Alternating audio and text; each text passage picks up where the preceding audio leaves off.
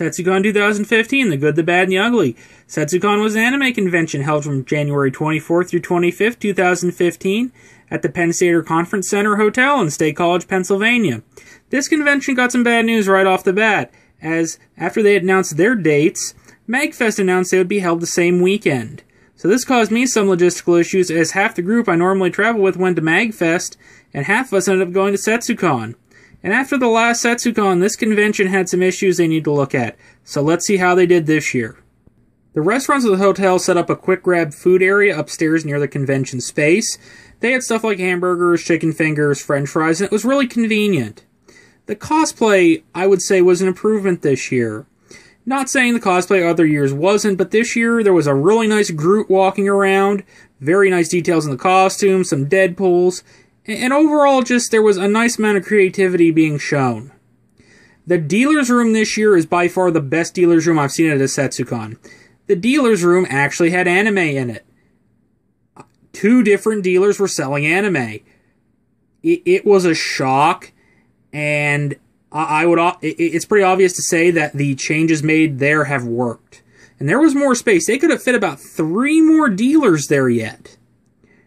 And they had enough programming on Sunday to make the con interesting. There's been some years I've been at this con that they just didn't have enough programming to make Sunday worth it, but they had Stephanie Shea doing a QA and a couple other panels that were worth staying for. There was nothing flat out terrible about the convention. There was nothing that failed to the level of noting it as bad. I know, kind of a surprise. Now for the ugly, what should have been better? Registration appeared to be cash only, meaning they still can't accept credit cards, which has been an issue at this con for several years.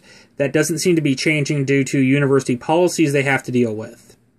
There was no guidebook, there was a PDF on the website, and a paper schedule was available through the con materials.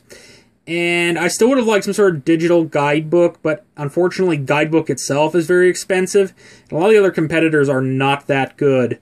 So it's one of those things that might not be improved upon. The host auction, I believe, has run its course.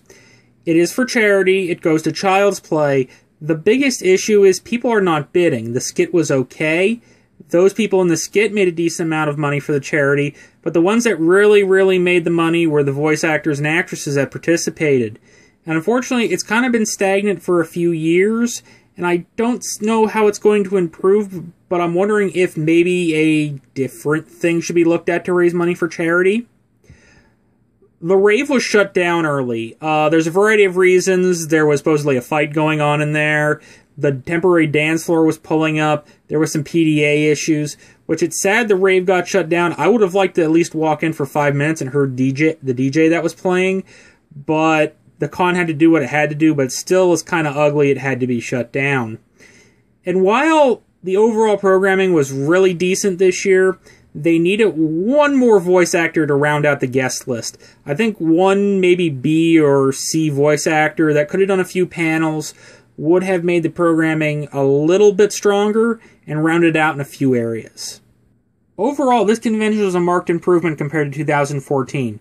All the guests made it, most of the content was decent or better, and the staff really seemed to have a grasp on what was going on this year. If you have told me prior to attending the convention that it was going to be a decent year, I actually might have laughed at you, especially compared to last year or 2012. But a lot of things went right this year. My worry is, this con can turn on a dime really quick.